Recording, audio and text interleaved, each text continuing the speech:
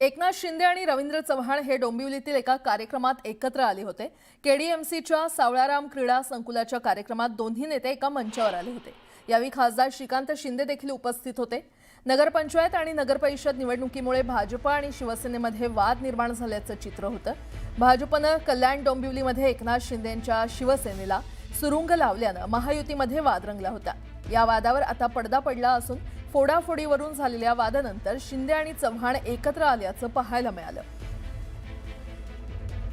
दरम्यान भाजपचा अॅनाकोंडा शिंदे गट राष्ट्रवादीला गिळणार या उद्धव ठाकरेंच्या टीकेवर एकनाथ शिंदे यांनी यावेळी प्रत्युत्तर दिलंय। अरे जे घराच्या बाहेर पडत नाहीत त्यांच्याबद्दल काय मला विचारता तुम्ही? आम्ही काम करणारे लोक आहोत, फील्ड मध्ये उतरून लोकांना भेटून लोकांना मदत करणारे लोक आहोत।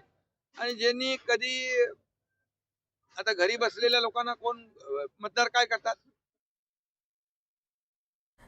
दरम्यान या कार्यक्रमात भाषण करताना श्रीकांत शिंदे चव्हाण यांचं नाव घ्यायला विसरले, म्हणून उदय सामंत यांच्या भाषणानंतर येऊन माफी मागत रवींद्र चव्हाण यांचे आभार मानले।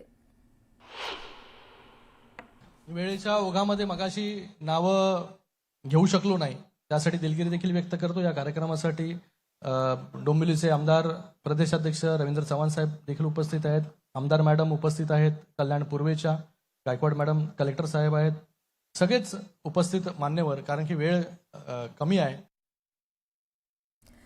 दरम्यान या कार्यक्रमात श्रीकांत शिंदे यांनी शायरी म्हणत विरोधकांवर निशाणा साधला।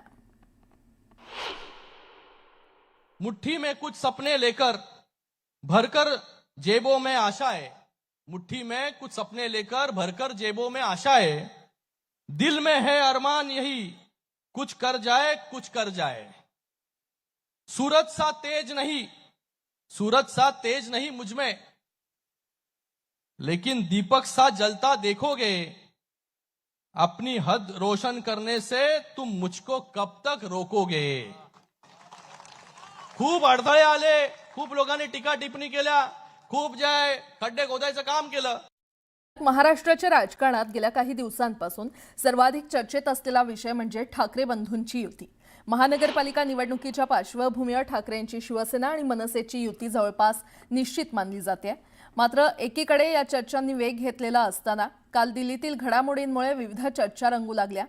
निमित्त होतं राज ठाकरेंचे चिरंजीव अमित ठाकरेंच्या मेहुण्याच्या विवाहाचं। या लग्न सोहळ्याला राज ठाकरेंसह त्यांचं संपूर्ण कुटुंब उपस्थित होतं। मात्र या सोहळ्यात एंट्री झाली पंतप्रधान नरेंद्र मोदींची।